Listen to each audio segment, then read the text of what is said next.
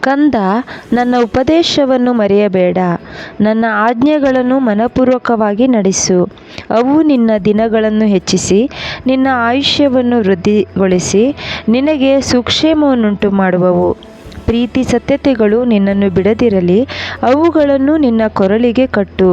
ನಿನ್ನ ಹೃದಯದ ಹಲಿಗೆಗಳಲ್ಲಿ ಅವುಗಳನ್ನು ಬರೆ. ಇದರಿಂದ ನೀನು ದೇವರ ಮತ್ತು ಮನುಷ್ಯರ ದಯೆಯನ್ನು ಸಮ್ಮತಿಯನ್ನು ಪಡೆದುಕೊಳ್ಳುವೆ. ಸ್ವಬುದ್ಧಿಯನ್ನೇ ಆಧಾರ ಮಾಡಿಕೊಳ್ಳದೆ ಪೂರ್ಣ ಮನಸ್ಸಿನಿಂದ ಯೆಹೋವನಲ್ಲಿ ಭರವಸವಿಡು. ನಿನ್ನ ಎಲ್ಲ ನಡವಳಿಕೆಯಲ್ಲಿ ಆತನ ಚಿತ್ತಕ್ಕೆ ವಿಧೇಯನಾಗಿರು. ಆತನೇ ನಿನ್ನ ಮಾರ್ಗಗಳನ್ನು ಸರಾಗ ಮಾಡುವವನು.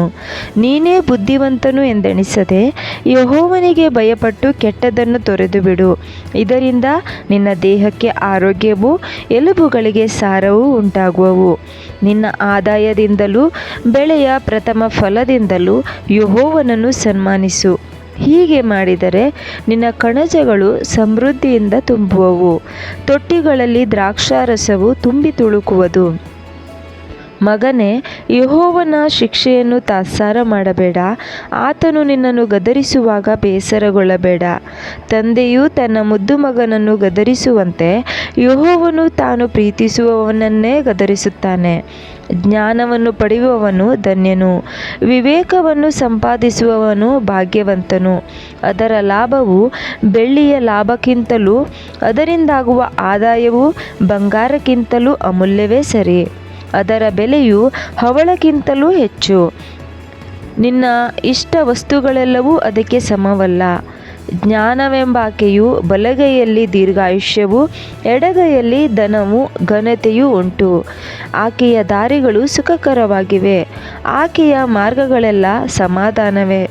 ಜ್ಞಾನವು ತನ್ನನ್ನು ಹಿಡಿದುಕೊಳ್ಳುವವರಿಗೆ ಜೀವದ ಮರವಾಗಿದೆ, ಅದನ್ನು ಅವಲಂಬಿಸುವ ಪ್ರತಿಯೊಬ್ಬನೂ ಧನ್ಯನು.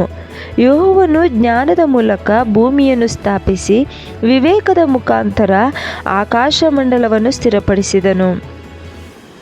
ಭೂಮಿಯ ಕೆಳಗಣ ಸಾಗರವು ಒಡೆದದ್ದಕ್ಕೂ ಆಕಾಶವು ಇಬ್ಬನಿಯನ್ನು ಸುರಿಸುವುದಕ್ಕೂ ಆತನ ತಿಳುವಳಿಕೆಯೇ ಸಾಧನವು. ಮಗನೇ, ಸುಜ್ಞಾನವನ್ನು ಬುದ್ಧಿಯನ್ನು ಭದ್ರವಾಗಿಟ್ಟುಕೋ. ನಿನ್ನ ದೃಷ್ಟಿಯು ಅವುಗಳ ಮೇಲೆ ತಪ್ಪದೇ ಇರಲಿ. ಅವು ನಿನಗೆ ಜೀವವೂ ನಿನ್ನ ಕೊರಳಿಗೆ ಭೂಷಣವೂ ಆಗಿರುವವು. ಆಗ ನೀನು ಎಡವದೆ ನಿನ್ನ ಮಾರ್ಗದಲ್ಲಿ ನಿರ್ಭಯವಾಗಿ ನಡೆಯುವಿ.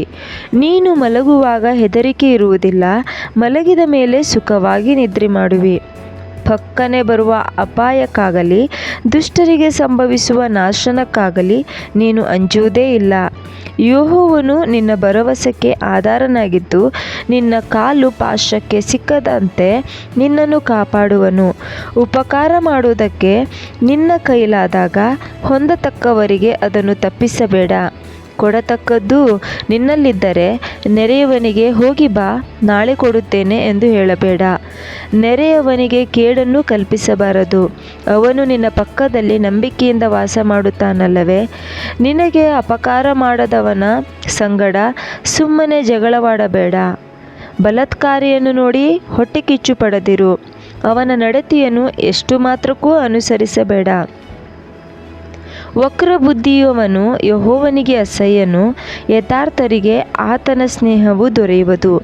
ಯೆಹೋವನು ದುಷ್ಟನ ಮನೆಯನ್ನು ಶಪಿಸುವನು, ನೀತಿವಂತರ ನಿವಾಸವನ್ನು ಆಶೀರ್ವದಿಸುವನು.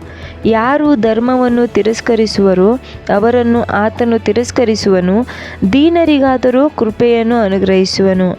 ಜ್ಞಾನವಂತರು ಸನ್ಮಾರ್ಗಕ್ಕೆ ಬಾಧ್ಯರಾಗುವರು, ಜ್ಞಾನಹೀನರಿಗಾಗುವ ಬಹುಮಾನವೋ ಅವಮಾನವೇ.